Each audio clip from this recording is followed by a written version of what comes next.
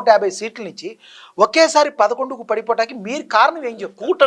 కూటమి 1, 2, 3 విడిగా ఉంటే అంతే. వీళ్ళ ముగ్గురు విడిగా కనుక సపరేట్గా పోటీ చేసి ఉంటే అడ్రస్ ఉండేవారు కాదు. కలిసి ఉండేటువంటి 123.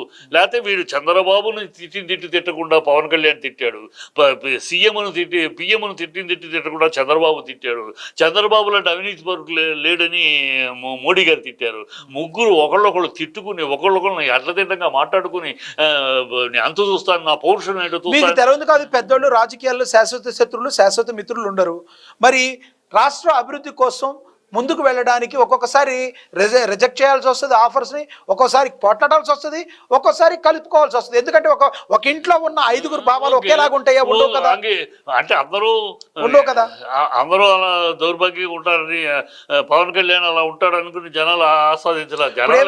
జనాలు ఏమి ఎక్స్పెక్ట్ చేశారంటే పవన్ కళ్యాణ్ని ఇలాగ ఆయారాము గయారాములు ఇలా ఉంటారు. ఈ పవన్ కళ్యాణ్ అనేవాడు వస్తున్నాడు, కొత్తగా వస్తున్నాడు, కొత్త రాజకీయం తీసుకొస్తాడు, నీతి గల రాజకీయం, రీతి గల రాజకీయం, నిజాయితీ గల రాజకీయం తీసుకొస్తాడు. పవన్ కళ్యాణ్ నిజాయితీ ఉందంటారా? లేదు, ఖచ్చితంగా పవన్ కళ్యాణ్ ఎందుకు లేదు? జనాలందరూ నిజాయితీగా ఉన్నారని యాక్సెప్ట్ చేస్తున్నారు. నిజాయితీ చేస్తున్నారు, మీరేమో అనలేమో. నిజాయితీ ప్రజలు అంటారా? ఎందుకు లేదంటే నేను అడుగుతాను, నేను అడిగేట్లు ప్రశ్నలు చెప్పండి. ఎందుకు లేదంటున్నా నేను నాకేం విమర్శించాలని దోల కాదు. పవన్ కళ్యాణ్ హీరోగా ఇప్పటికీ హీరోగా ఇది వన్ అండ్ ఓన్లీ కాదు, వన్ ఆఫ్ ది బిజినెస్ బొరంజా ఇవ్వగలిగిన హీరో. వరుసగా ఒకటి నుంచి మొదటిది చెప్తా, అతను చెప్పింది ఒక్కటైనా నెరవేర్చాడా? ఒక్కటైనా మాట ఈ 12 ఏళ్లలో నేను చెప్పిన తర్వాత చెప్తా, 12 ఏళ్లలో ఒక్క మాట కాకపోతే ఒక్క మాట పవన్ కళ్యాణ్ తాను చెప్పిన మాటకి ఈ 12 ఏళ్లుగా కట్టుబడి ఉన్నాడని ఒక్కటి చెప్పండి నాకు. కులం అన్నాడు, ఒకరి వరుస చెప్తా కులాలు అన్నాడు, కుల రాజకీయాలు రాకూడదు అన్నాడు. మళ్ళీ తనే కులం మీటింగ్ పెట్టి కాపులందరూ రాష్ట్రం మీద ప్రేమ లేకపోయినా కులం మీద ప్రేమ పెట్టుకుంటే అందరూ కలిసి ఓటేస్తే నేను కులం అంతా ఒకటే. ఎప్పుడు చెప్పారు? పబ్లిక్ మీటింగ్ లో పవన్ కళ్యాణ్ చెప్పింది అది కాదు కదా. ఏమిటి? కుల సంఘాలందరూ కూడా తాము పవన్ కళ్యాణ్ ని ఆపాదించుకుని అతన్ని స్ట్రెస్ చేసి ఒకటి చిట్టుబాబు గారు చిట్టుబాబు గారు కుల సంఘాలందరూ పవన్ కళ్యాణ్ ఆదాపించుకున్నారు కానీ పవన్ కళ్యాణ్ ఇప్పుడు తన కులాన్ని ఆపాదించుకోలేదు కదా. రాష్ట్రం మీద ప్రేమలు చచ్చిపోయింది, కనీసం కులం మీద ప్రేమ పెట్టుకోండి అయ్యా. మీరందరూ కలిపేసి నేను సీఎం అవ్వాలంట కానీ అందరూ అయితే నేను సీఎం అవుతాను. తన కాపు కులాన్ని గురించి మాట్లాడలేదు అతను, కాపు కులాన్ని గురించే మాట్లాడాడు. తను అలా మాట్లాడలేదు. మీరు సమర్థించాలంటే సమర్థించడం కాదు, నేను కూడా జర్నలిస్ట్ గా చెప్తున్నాను. హాఫ్ నాలెడ్జ్ తోటి మాట్లాడుతారంట. I'm sorry to say that. ఎందుకంటే ఏజ్ ఎక్కువగా వచ్చి ఏజ్ ఎక్కువగా వచ్చిన వాళ్ళు ఫుల్ నాలెడ్జ్, చిన్న పిల్లలు అయితే హాఫ్ నాలెడ్జ్. మీరు రికార్డెడ్ దాన్ని మీరు వేరేగా అన్వయిస్తే ఎట్లా? రికార్డెడ్ ఇది ఈ కావాలంటే సోషల్ మీడియా రికార్డెడ్. అతను ఈ రోజున పవన్ కళ్యాణ్ కి ఇంతమంది అభిమానులు కానీ ఇంతమంది మాట్లాడేవాళ్ళు, ఇంతమంది రాజకీయంగా అభిమానించేవాళ్ళు కానీ ఎలా ఉండగలిగే? 21కి 21 స్ట్రైక్ రేట్ ఎలా వచ్చిందండి? 102కి 2 చోట్ల ఓడిపోయింది. స్ట్రైక్ రేట్ ఎక్కడ వచ్చింది? అప్పుడు జనాలు నమ్మలేదు. నమ్మారు. అప్పుడు ఒంటరిగా ఉంటే నీ శక్తి అది. వీళ్ళబుతం మీద వాళ్ళ బుతం మీద ఎక్కి నీ శక్తి 22 నేను కొట్టాను. జగన్మోహన్ రెడ్డి గారు స్టాండ్ తీసుకుంటారు, కండువా కప్పుకోవచ్చు కదా. ఇప్పుడు ప్రజాస్వామ్యంలో ఎవరు ఏ పార్టీతోనో జత కట్టొచ్చని రాస్తుంది. దాన్ని మీరు ఒంటరిగా అని మాటను మీరు ఎందుకు మాట్లాడుతున్నారు? జగన్మోహన్ రెడ్డి గారు కూడా మీలాగే మాట్లాడతారు. ఒంటరిగా ఎప్పుడు మాట్లాడతారు? జగన్మోహన్ రెడ్డి గారు స్టాండ్ తీసుకుంటారు, రాజకీయాలు ఇంట్రెస్ట్ ఉన్నాయి కదా. జగన్మోహన్ రెడ్డి గారు పార్టీలోకి వెళ్ళొచ్చు కదా. నాకు అవసరం. నేను ఎందుకు మాట్లాడతాను ఒంటరిగా? మీరు మాట్లాడబట్టి, నేనేదో చించేశామని మాట్లాడబట్టి ఆయనకి 11 వచ్చినాయి, ఇంకోళ్ళకి ఏదో వచ్చిందంటే నువ్వు ఒక్కడిగా అందరు. ఇంకొక మాట మీరు అన్నారు 151 సీట్లు సంపాదించిన జగన్మోహన్ రెడ్డి గారు ప్రజలు నన్ను ఆశీర్వదించారని 11 సీట్లకు రాగానే ఈవీఎంల్లో తేడాను మాట్లాడాన్ని మీరేమంటారు? అది రాజకీయాల్లో అందరూ మాట్లాడారు. చంద్రబాబు మాట్లాడలేదా? జగన్ గారి గురించి చెప్పండి, మీరు తెలివిగా మాట్లాడారు. చంద్రబాబు రాజకీయం గురించి చెప్తా అంటారు, మీరు రాజకీయంగా మాట్లాడారు. రాజకీయం చేసేవాళ్ళు చంద్రబాబు మాట్లాడలేదా? చంద్రబాబు మాటలకు మీకు చెవులు వినపడవా? చంద్రబాబు మాట్లాడి మీకు వినపడదా? పవన్ కళ్యాణ్ మాట్లాడి మీకు చెవులు వినపడదా? మరి మీరు విమర్శిస్తున్నారు కాబట్టి జగన్మోహన్ రెడ్డి గారు మాట్లాడి తప్ప కదా చెప్పండి మీరు. ఇది తప్పు అన్నప్పుడు అది తప్పే. ఇది తప్పన్నప్పుడు కాదు. జగన్మోహన్ రెడ్డి గారు 150 సీట్లు వచ్చిన తర్వాత ప్రజలు నన్ను ఆశీర్వదించారని 11 సీట్లకు పడిపోయిన తర్వాత ఇవి ఈవీఎంలు తేడాని మాట్లాడి మీరు తప్పంటారా కాదంటారు? దేని డైరెక్ట్ గా చెప్పండి మీరు. జగన్ నోటెమ్మట ఈ మాట ఎప్పుడు వచ్చింది నాకు చూపిస్తారు రికార్డింగ్. అసలు డే ఎప్పుడైతే ఓడిపోయారు జగన్ అన్నమాట, జగన్ నోటెమ్మట మీకు ఎన్ని వీడియోలు కావాలంటే అన్ని వీడియోలు, ఎన్ని వీడియోలు కావాలంటే అన్ని వీడియోలు చూపించండి నాకు. కింద పెద్ద స్క్రీన్ చూపించండి. జగన్ నోటెమ్మట ఈవీఎం ఏమి జరిగిందో ఎప్పుడైతే ప్రజలు నాకు ఎందుకు చెప్పారు. ఆయన మాట్లాడారు. నేను చెప్పమంటారా, నన్ను చెప్పమంటారా? రియాక్ట్ అవ్వగానే చాలా బాగా చేశాను, ప్రజలకు అందరికీ మంచి చేశాను, కానీ ఎందుకో నాకు ఇలా వచ్చింది అన్నారు. అయిపోయింది. సీన్ కట్ చేస్తే 2 వారాలకి పెట్టాడని ప్రెస్ మీట్ లో పెట్టు మాకు అనుమానాలు ఉన్నాయి, అన్ని రిగ్గింగ్లు జరిగినాయి, మొత్తం ఈవీఎం మిషన్లు తేడా ఎలా వస్తాయని మాట. అంటే మీరు సంపాదించుకుంటేనేమో ప్రజలు మిమ్మల్ని ఆశీర్వదించారు. బయటకు వచ్చినాయి సోషల్ మీడియాలో, బయటకు వచ్చినాయి ఈ విషయాలు, ఎవిడెన్స్ తోటి వచ్చినాయి. వినండి, ఎవిడెన్స్ తోటి వచ్చినాయి. ఒక చోట ఒకే ఓటు పడింది, ఒకే ఓటు ఎలా పడుతుంది, ఇవన్నీ ఎవిడెన్స్ బయటకు వచ్చినాయి. ఎవిడెన్స్ బయటకు వచ్చి ప్రజల్లో నుంచి వచ్చిన మాట అది. ప్రజల్లో నుంచి ఈవీఎంలు గోల్మాల్ జరిగిన, లేకపోతే ఒక ఓటు రావడం ఏంటి ఇక్కడ మీద, ఇంకో చోట ఇంకో లెక్క రావడం ఏంటి, రిజల్ట్ రావడానికి ముందే 1,00,000 ఓట్ల మెజారిటీ. చెప్పారు ఇందాక, నేతి బీరకాయలో నెయ్యి ఎలా ఎతుకుతామో రాజకీయాల్లో అదే విధంగా అంత మంచి జరుగుద్ది అంటే అదే విధంగా ఉంటదని మీరు అన్నారు కదా. ఎందుకు మరి చంద్రబాబు నాయుడు అండ్ టీమ్ ని ఎందుకు మీరు టార్గెట్ గా మాట్లాడతారు? ప్రతి అన్నిట్లో మీరు సమర్థించాలని ప్రయత్నిస్తున్నారు. నేను అసలు వాళ్ళ తప్పులు ఎత్తి సమర్థించాం. ఏదో చెప్పిన 2014లో చంద్రబాబు నాయుడు సరిగ్గా చేయలేదు సార్. చంద్రబాబు నాయుడు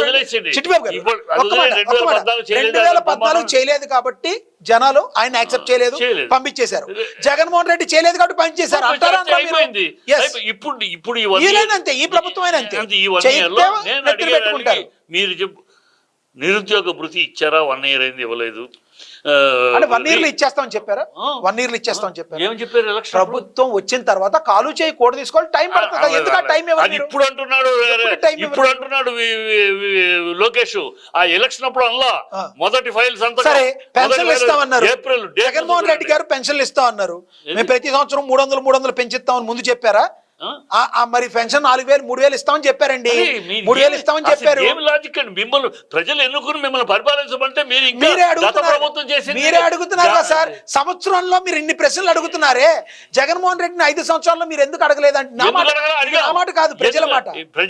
ప్రజలే మాటలు. మీరు ఇంకా జగన్ జపం చేస్తూ గత ప్రభుత్వం జపం ఎస్కేప్ అవుతున్నారు. మీ రెస్పాన్సిబిలిటీ, మీ అబద్ధాల నుంచి ఎస్కేప్ అవుతున్నారు. యువర్ ట్రైన్ చేస్తూ 5 సంవత్సరాలు దేనికైనా దగ్గొచ్చిన జగన్ చూపించేసి మీరు తప్పుకుంటున్నారు. మీ బాధ్యతలను తప్పుకుంటున్నారు. జగన్ అయిపోయింది. జగన్ మీరు ఏం చెప్పారు? అబద్ధాలు చెప్పారు, మీరు అబద్ధాలు చెప్పారు. జగన్ పక్కన కూర్చోబెట్టి మిమ్మల్ని గెలిపించేశారు. అయిపోయింది. 1 ఇయర్ అయింది. 1 ఇయర్ గా మీరు ఇచ్చిన మీరు మాటలు ఏం మాట్లాడారు, ఏమి చేశారు? స్పెషల్ స్టేటస్ గురించి మాట్లాడరు, వైజాగ్ స్టీల్ గురించి మాట్లాడరు, మాట్లాడతారు. టైం ఇద్దరు ఎప్పుడు మాట్లాడతారు? మీరు ఇంకో 2 సంవత్సరాలు ఇప్పుడు ఇలాగే చేస్తే మీరు అడిగే ప్రశ్నలన్నిటికీ వాళ్ళు కూడా సమాధానం చెప్పాలి. అమరావతికి కథ ఇప్పుడు మొదలెట్టారు, కొత్తగా మొదలెట్టారు. ఇంకో 40,000 ఎకరాలు కావాలి. చిట్టిబాబు గారు, తొందరపడి ఒక కోయిల ముందే కూసింది అన్నట్టుగా ముందే విమర్శలు చేస్తే మీలాంటి విమర్శకులు కొంత క్రెడిబిలిటీ కోల్పోయే అవకాశం ఉంటుంది. కాదు, విమర్శలు కాదు. మేము ఏం ఎలక్షన్ అప్పుడు మీరు మాట్లాడిన మాటలు నమ్మి ప్రజలు ఓట్లేశారు. వినండి, మీరు నమ్మి ఓట్లేశారు, ప్రజలు నమ్మి ఓట్లేశారు. మీరు ఎవరిని నమ్మలా, మీ ప్రామిసులు నమ్మి ఓట్లేశారు. అందుకని ఆ నమ్మకాన్ని ద్రోహం చేయొద్దు, ప్రజలకు మోసం చేయొద్దు. 18 ఏళ్ళు ప్రతి అమ్మాయికి 15 ఇవ్వలేదు. రేపులు జరుగుతున్నాయి, ఆడపిల్ల మీద కన్నెత్తి చూస్తే ప్రాణం తీస్తాను అని చెప్పి అన్నాడు పవన్ కళ్యాణ్. ఇవాళ ఎన్ని రేపులు జరుగుతున్నాయి? 140 ఈ జరిగింది ఇప్పటికి. ఏం నోరు ఇప్పుడే పవన్ కళ్యాణ్ నోరు ఎందుకు ఇప్పుడు అన్నా? కాదు, గత ప్రభుత్వంలో మంచినీటి విషయంలో కానీ రోడ్ల విషయంలో కానీ అంటే బయట సంస్థాగతంగా ఉన్న మాటలు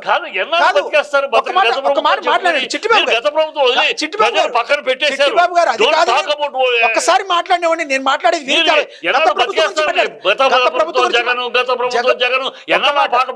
మీరు 1 ఇయర్ గురించి మాట్లాడారు కాబట్టి మ్యాండేటరీగా మాట్లాడాల్సి వస్తుంది. నేనేమంటున్నాను, రోడ్ల విషయంలో ఎందుకు కంకర ముక్క కూడా వేయలేకపోయారు వాళ్ళు? ఎందుకు గోతులు మీరు పేకండయ్యా, వాళ్ళు వేయలేకపోయారు కదా. వాళ్ళు వేయలేరు, ప్రజలు మీకు అధికారం వచ్చారు, మీరు పీకేసి పేకండి. వాళ్ళు వేయలేదు వీళ్ళు ఏం మాట్లాడి ఎంతసేపు ఏడుస్తారు, ఎంతసేపు జగన్ జపం చేస్తున్నారు? ప్రజల జపం చేయమనండి, ఈ ప్రభుత్వాన్ని ప్రజల జపం చేయమనండి. గత ప్రభుత్వము దగ్గొచ్చినా 3 వచ్చినా విరోచన గత ప్రభుత్వం జగన్ అని జగన్ జపం వద్దు, జగన్ పక్కన ప్రజలు పక్కన పెట్టారు.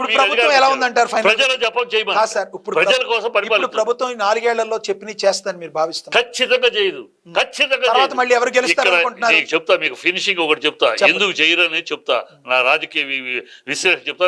మీరే తర్వాత 2-3 6 నెలల తర్వాత మీరే పిలుస్తారు. అదే 3 ఎజెండాల్లో నడుస్తున్నారు ఇవాళ. ప్రజాపాలన, ప్రజల కోసం, ప్రజల పరిపాలన, మన ఉద్దేశాలు మనం చెప్పి వినండి. నేను చెప్పి 3 విశ్లేషణ చెప్తున్నా. వాళ్ళు అందుకనే షార్ట్ లో చెప్తా. ఈ 3 వాళ్ళ పర్సనల్ ఎజెండాలో ఉన్నారు. ఎజెండా లేరు 3 పార్టీలు. చంద్రబాబు తన కొడుకుని ముఖ్యమంత్రి చేయడానికి ఎలా మార్గాలు, తన కొడుకును ముఖ్యమంత్రి చేయాలి, పవన్ కళ్యాణ్ దాటుకుని తన కొడుకును తీసుకెళ్ళాలి, దానికి ఏం అడుగులు వేయాలి, ఏం చెయ్యాలి, దాన్ని ఎట్లా కనుబొమ్మలతో పలకరిస్తూ, పెదాలతో పలకరిస్తూ, కనుబొమ్మలతో వెక్కిరిస్తూ ఎలా దెబ్బ కొట్టాలి, ఎక్కిరిస్తూ ఎట్లా పవన్ కళ్యాణ్ దెబ్బ కొట్టి ముందు తన కొడుకు పవన్ కళ్యాణ్ దెబ్బ కొట్టడం చంద్రబాబు నాయుడు లక్ష్యమా మీరు అనేది? అదేనా? నేను first let me tell me the విశ్లేషణ. 3 పార్టీలు 3 ఎజెండాలు ఉన్నాయి, అది చెప్తున్నాను వినండి. ఫస్ట్ ఎజెండా చంద్రబాబు తన కొడుకును ముఖ్యమంత్రి చేయటం అనేది అదర్ ఫస్ట్, దాన్ని కాదని ఎవడ. రెండోది పవన్ కళ్యాణ్ ఇవాళ చంద్రబాబు దగ్గర ఉన్నంతకాలం నేను ఎప్పటికీ ఇవాళ చంద్రబాబుకి జయ్యన్నాను, రేపు లోకేష్కి ఓటేయన్నానంటే ప్రజలు నన్ను ఉమ్మోస్తారు. కనుక నేను ఈ గ్రిప్ నుంచి బయటపడాలి. గ్రిప్ నుంచి బయటపడాలంటే చంద్రబాబు ఈ ప్రభుత్వం బదనాం అవ్వాలి. అందుకని నోరు పట్ల పవన్ కళ్యాణ్ ఈ ప్రభుత్వం మీద ప్రజలు ఈసడింపు రావాలి, ప్రజలు కోపం రావాలి.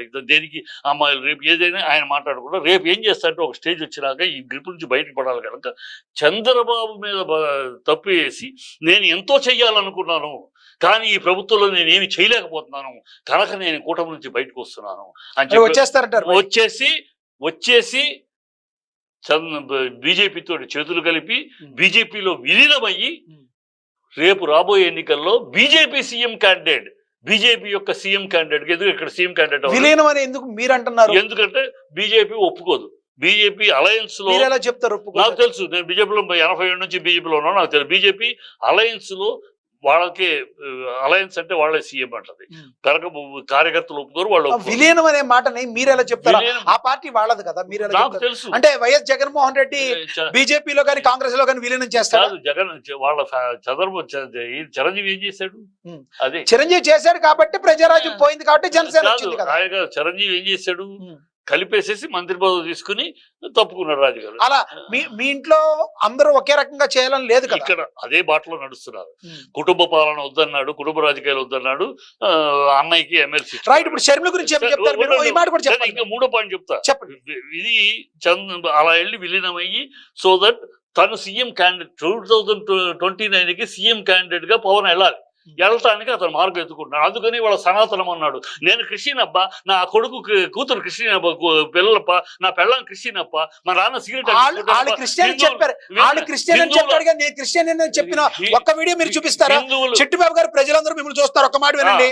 నా వైఫ్ క్రిస్టియను, నా పిల్లోడు క్రిస్టియన్ అని చెప్పుంటాడు కానీ తాను క్రిస్టియన్ అని చెప్పి కూడా లేదు. నేను బాప్టిజం తీసుకున్నాను, నా ఫ్రెండ్ నాతో బాప్టిజం తీసుకుంటున్నాడు, ఎక్కడ లేదు.